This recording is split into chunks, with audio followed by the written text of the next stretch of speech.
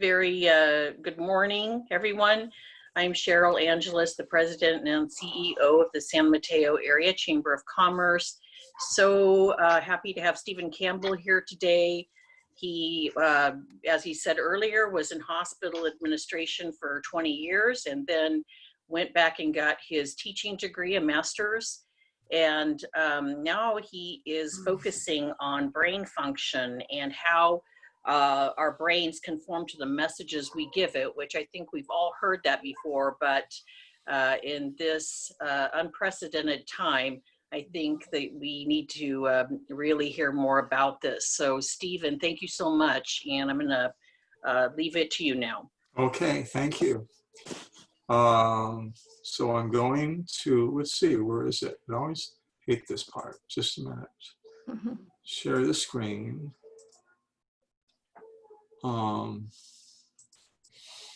Where it should be right there. There it is. There we go. Okay. Can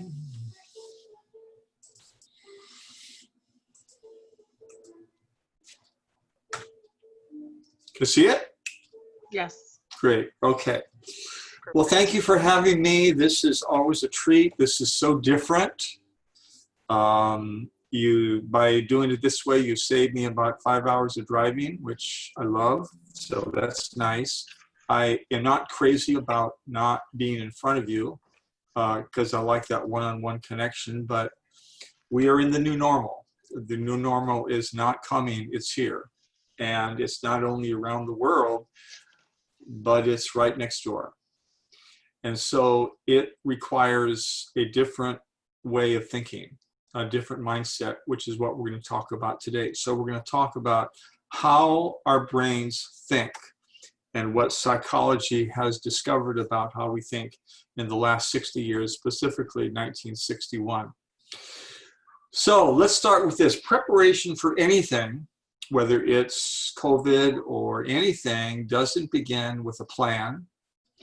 And it doesn't begin with programs, it begins in your mind.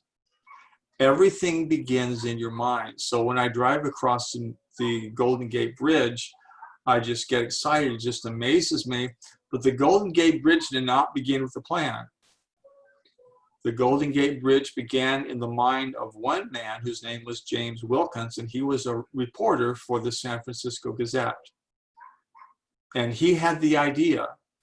He got money from B of A, and the rest is history, but it began in his mind. Everything, as I look around my office here, the computer, the monitor, the books, everything began in somebody's mind. So fortunately, we all have that mind, and we have an amazing mind. So what we're going to be talking about today are 3 principles, very, very quickly. The first one is the foundation of everything. And that principle is that your brain believes what you tell it without question. Ew. That's scary. And that's wonderful. The scary part is when we say this is really dumb, the brain says, yeah, you're right, it really is. But when we say I can do this, the brain says absolutely. And then looks for ways of doing it. Becomes obsessed with finding ways of doing it. So everything that you're saying is absolutely true. Now, the book that I love that emphasizes this is Phantoms in the Brain by Dr. V.S. Ramachandran. Now, you may want to write notes, but you don't have to. I've already written down everything I'm going to say, every word, and the PowerPoints. And if you would write your name and your email in the chat, I'll send that to you as a PDF. And you can go through this as many times as you want. Phantoms in the brain refer to phantom limbs that have been amputated. And the patient might go into a doctor's office, he'll say, you got to help me, I can't do a thing with my arm. And the doctor may have to say, well, that could be because I cut off that arm 6 months ago. And the patient says, you didn't tell my brain that. My brain doesn't know it's gone. My brain tries to pick things up. And sometimes it gets itchy and achy, and sometimes it cramps up. My brain thinks it's right there. So the brain doesn't care whether what you're saying is true or not, and we're going to apply that to our lives. So let me share with you a story. The best way to understand a principle is a story. I ended up teaching math at the University of San Francisco. And Susie, one of my students, came to my office after the first day of class, sat down, very shy, and she said, "Mr. Campbell, I am really glad you're my professor because I'm a C student in math."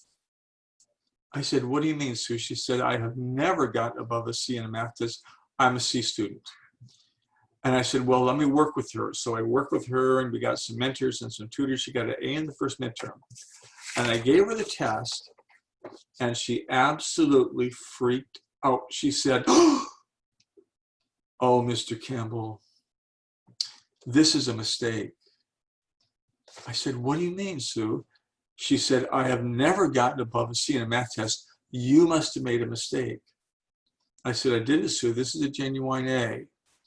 So then she looked at it longer. I'll never forget this. She looked, and her face just lighted up. It lit up, and she said, "Oh, Mr. Campbell, do you know what this means?" And of course, now I'm really excited. So I sit down next to her. I said, "Of course I know what this means, Sue, but you tell me, what does this mean?" "This means, Mr. Campbell, that when I flunk my next test, I can still maintain my C." I said, "Sue, just get an A in every test." She said, "Oh, I can't." "Why?" "Because I'm a C student." And that's exactly what happened. She flunked the next test. She got a C in the course. Now, I sat down with her. I said, "Sue, what would have happened if you had flunked this first test?" Do you know what she said without a moment's hesitation? She said, "Easy. I would have studied like crazy to get an A on the next test." I said, "Sue, just get an A in every test." She said, "I can't." "Why?" "Because I'm a C student. I've always been this way. This is the way I was raised. This is how smart I am. This is what I look like. This is what I can't do. This is where I've succeeded. This is where I've failed. Or, do you know when your old life ended? 1 second ago. So when did your new life begin? 1 second ago. Now do the math. 60 seconds per minute, 60 minutes per hour, 24 hours per day. In one 24-hour period, you have 86,400 new opportunities for new life every single day. All you have to do is take them. Wow. Now, what is that saying? Simply this. The primary element that holds us back from learning and growing and changing is what we say to ourselves. The primary element is not COVID-19. It's not isolation. It is what we say to ourselves about COVID-19. It is what we say to ourselves about isolation. More specifically, ready? Here we go. It is what we say to ourselves about ourselves. For the first 42 years of my life, my brain and I were the deepest enemies. We hated each other. But as I grew and learned and changed, we have become the best friends. And I'll tell you, that's a nice way to be. We're going to teach you how to do that today. Wow. Now, even though all this is true, your brain takes shortcuts. Can you see what that is? What does that say? It does not say a bird in the bush. How many does? 2, right? And yet your brain said, "Oh, this is so easy, I can see this." Your brain is wrong a lot. And listen, my dear friends, your brain is wrong a lot when you talk about yourself. "Oh, I'm so stupid for doing that." When you say that, what does your brain say? "Oh, okay. Yeah, you really are." And the sad thing about that is we keep saying that, your brain rewires itself. This is called neuroplasticity, which we'll talk about in a minute. And what you are saying becomes rewired and becomes just the way you think. And over time, it becomes who you are. And I'm going to teach you how to stop doing that. Wow. I showed this to my wife, Mary, years ago. Can you see the A and the B? I said, you know what, Mary? Which one is darker? The A. And then I say to her, they're the same color. No, they're not. I said, yes, they are. She said, show me. Can you see the shade in the bars? The bars are the same color up and down. They're the same shade as the A. They're the same shade of the B. What's the difference? What does the B have that the A doesn't have? Shadow. So what the brain does is it makes that shadow darker so you can see it, lighter so you can see it. Isn't that amazing? So 3 principles. Your brain believes what you tell. Principle 2, our feelings principally come from our beliefs. This comes from Dr. Albert Ellis, A Guide to Rational Living. So let me share with you what I mean.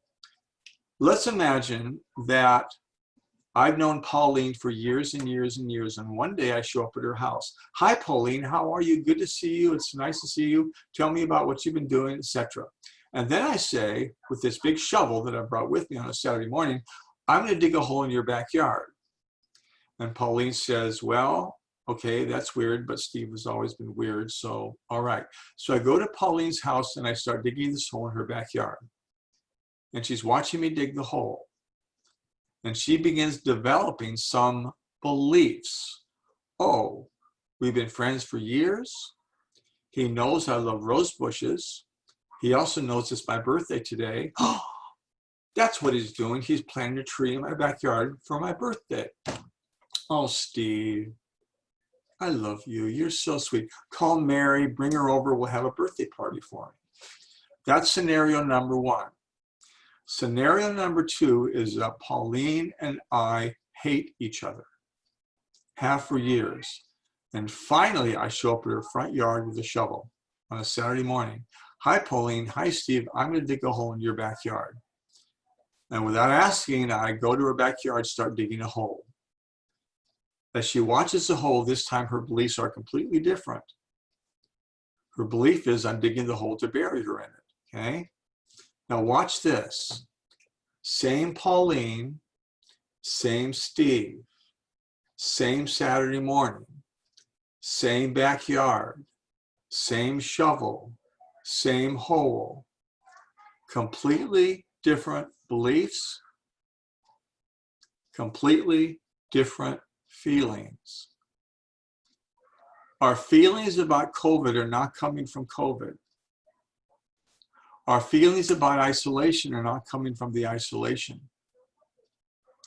They are coming from our beliefs about COVID and isolation. And people say, well, you know what, Steve, I'm not really in tune with my beliefs. Pay attention to your self-talk. If you want to know what you're believing, that's a wonderful handle.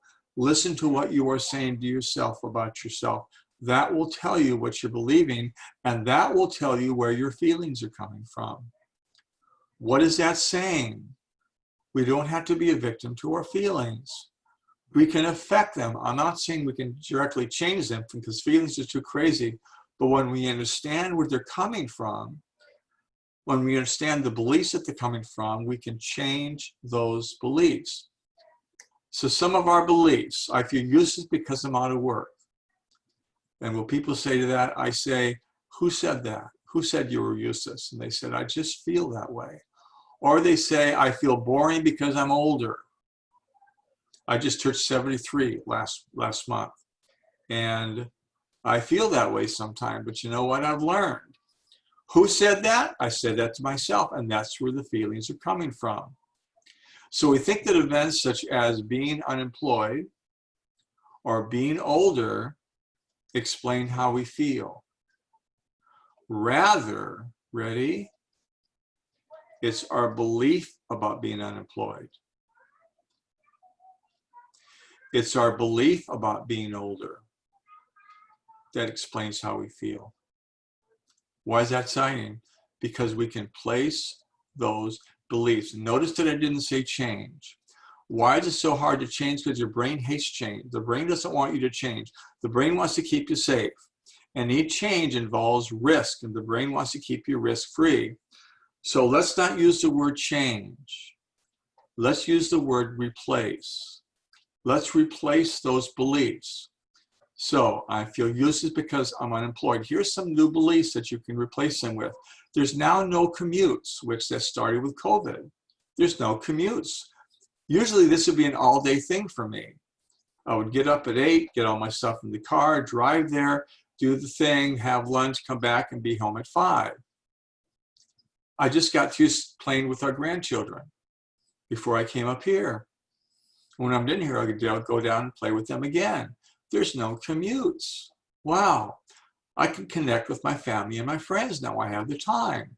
I can travel around if I want to with my mask, but I can do that. I can fine-tune my skills, I can register for classes, or I can get back in shape. There's different things happening here, okay? Or I can start my own business. What about being older? Well, when I say forgot, I forgot. People believe me. That's really nice, okay? I get a 5% discount at Oliver's on Wednesdays. I'm offered a seat in a crowded room, which is really nice. No one's hurt if I just leave a boring party. Oh, that's just daddy. That's just the way he is. My outspokenness is now called cute. Okay? And I can say no without hurting anybody. That's what I lock on to, not the other. 2018 has been an amazing year. At the beginning of the year, I discovered I had cancer, then cataracts, and then diabetes. And then at the end of the year, I discovered I had advanced heart disease. Well, for the cancer, they took a little place off my scalp and I'm cancer-free. For the diabetes, I've had to completely change my diet. I've lost 30 pounds. For the cataracts, they replaced my lenses up here. And usually I wear glasses, but I don't need to anymore because my lenses have been corrected. And then for the open heart, for the heart, I had open heart surgery at the beginning of 2019, and my heart is better than ever. But here's the point. My feelings did not come from the cancer or the cataracts. They came from what I said about the cancer and the cataracts. So 3 principles. Brain believes what you tell it. Our feelings come from our beliefs. And number 3, our brains are continually, right now, continually rewiring themselves. This is called neuroplasticity. So let me give you another example. This is my wife, Mary. A number of years ago when she was a principal, she called me at work when I was teaching, and I pick up the phone. You've ever picked up the phone, you know something's wrong. You just know something's wrong. She could not talk on the phone when I picked it up, and that's not like Mary. You give her a phone and she talks. This time she was completely silent. Finally, I had to say, "Hi, are you all right? I just walked out of the doctor's office. I have cancer. I need everybody home. I need our daughters, I need you, I need everybody home." So we all went home to our house in Roanoke Park, spent the day together, talked, cried, laughed, drank a lot, ate, drank some more, talked, laughed, cried. Finally, our girls went home to their husbands, and we talked into the night, and then Mary went to bed. And I got out 2 books. One was the Bible, the other one was Dr. E.P. Sullivan's book, Learned Optimism. And what we learned about learned optimism is that, again, the cancer doesn't come, our feelings don't come from the cancer. They come from what we're saying about the cancer. And many, many talks we said, okay, the cancer is certainly serious, but we are not going to let the cancer be an umbrella over the rest of our lives. We're going to isolate it and say, here's the cancer, but it's not everything.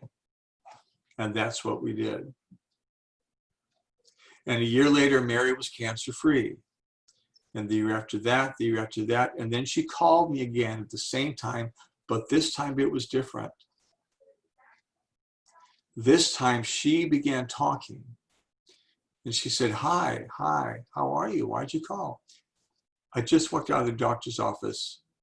They found something. How are you doing? She said, you know what, Steve, I'm doing okay. Why? I made it through last time. I can make it through this time. What changed? Not the cancer. It was what Mary said about the cancer. Wow. So let's begin to close. What I want to do now is making it mine. If I said to you, thanks so much for being here, I really appreciate this time, you would say, oh, the guy was really good. I wish I heard him. What did he talk about? He talked about the brain. What did he say? Well, I'm not really sure, but it was really good. The reason is because all this stuff is now on the left side of your brain. It's information. But the old adage, if you don't use it, you lose it, is really, really true. So what I want to do is I want to take this stuff and get it on the right side of your brain where your feelings are. Because we're not thinking people who feel, we're feeling people who think. So I'm going to give you 2 new ways of thinking.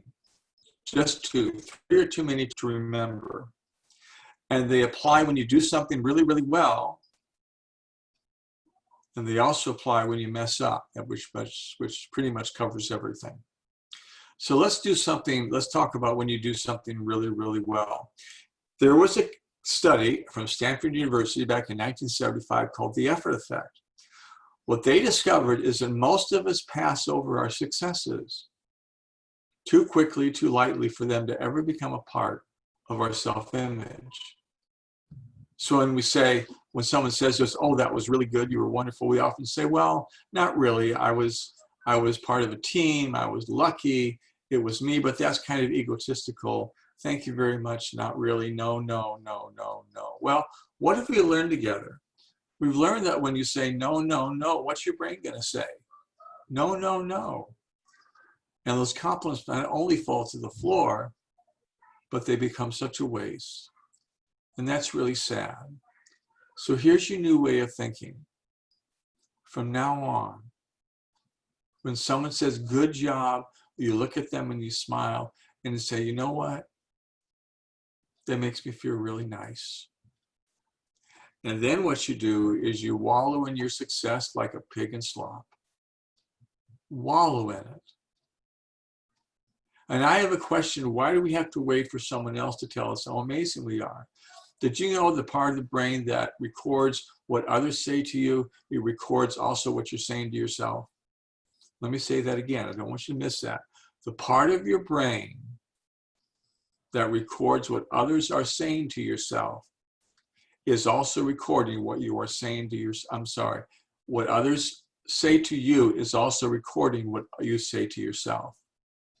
Your self-talk is just as important. In fact, what others say to you do not become a part of you until you agree with them. So what I'm saying is here, when you do something well, wallow in it. Good job. Good job me. Why? Because the brain believes what you tell it. Okay. True? Don't care. All I care is what you tell me. And finally, throw away the list. What's the list? The list is when you make those big bonehead mistakes and you say, oh my gosh, how could I have been so stupid? Unfortunately, when you ask that question, the brain pops up and says, oh, I know. Remember that dumb thing you did yesterday? That dumb thing you did a week ago? Remember how you were the slowest reader in the 3rd grade? And we get out this list. And we start going down the list of all the dumb things we've ever done. Now, this is really important. When you do that, your brain doesn't know that those memories happened a week ago, a month ago, a year ago. The brain's recording those memories again, along with the feelings But this time as if they happen when? Right now. And then you're carrying that stuff around. So here's your new way of thinking. Number one, throw away the list. You don't need it. And number two, use three wonderful words. You know what the words are? The next time. The next time I'll do it this way and that way. And when you say the next time, you're saying three things. Number one, you're saying there is a next time. How many next times do we get? As many as we want. Number two, when you say the next time, you're saying, I'll never, ever give up. And number three, when you say the next time, you're saying, you know what? I'm still learning. I'm still growing. I'm still changing. I'm even failing sometimes. But just because I fail does not mean I'm a failure. Thomas Edison was asked how it felt to fail 999 times looking for the film of a light bulb.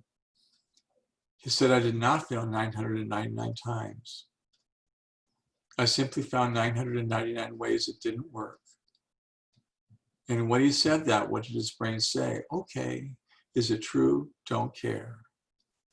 The most exciting part of that is that when you do this, the normal is not coming, it's here.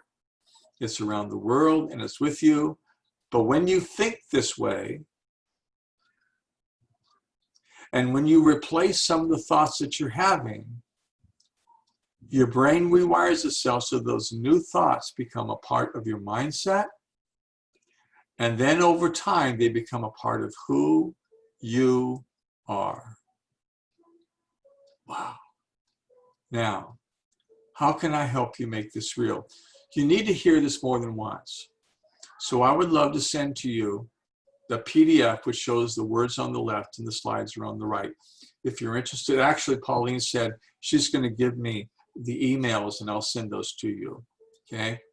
Number two, there's my book, which is available on Amazon, but mostly, I gave a self-paced one-day education, which I call a visual in-depth workshop.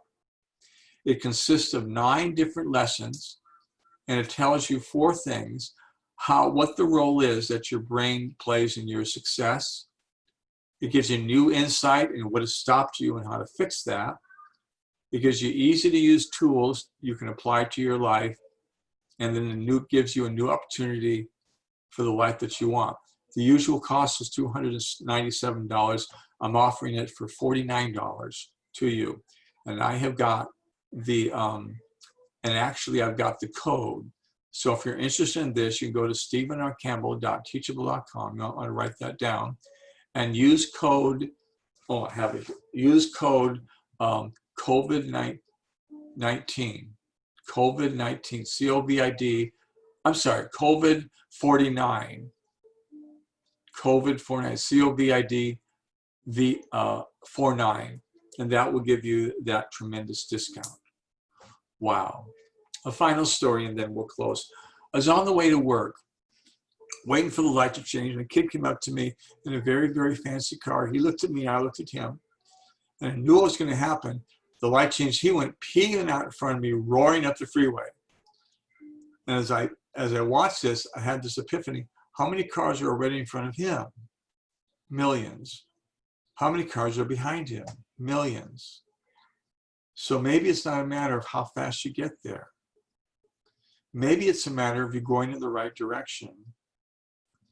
But you know what? Even when you go in the right direction, sometimes you just run out of gas. Sometimes we get a flat tire. Sometimes we even lose our way. But you know what? You can buy some more gas. You can replace the tire. You can get a map. And what's so wonderful about the brain just says, oh, okay. Is it true? Don't care. All I care about is what you tell me. You say it, I believe it. You lock onto it, you know what I will do? I'll do everything I can to make it true in your life. Wow. Thank you. Any questions?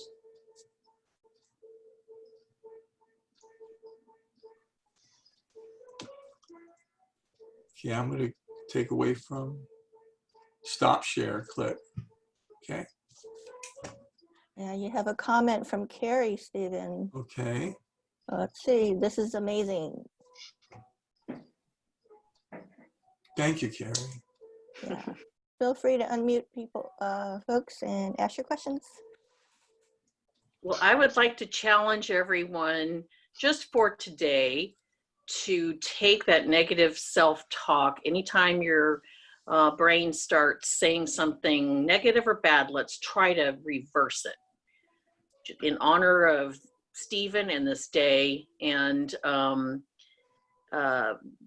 just try it for one day. Yeah. It starts with a decision.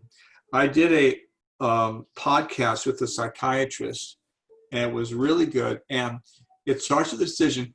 It can be challenging because some of the things you've been saying about yourself, you've been saying about yourself your entire life. But it starts with the decision, okay, I'm going to think this way, not that way. I'm replacing what I'm saying. The more you make that decision, the easier it becomes because, again, your brain rewires itself. But it starts with that one decision. I'm not going to say that anymore. I'm replacing it. Now, this is really important to understand.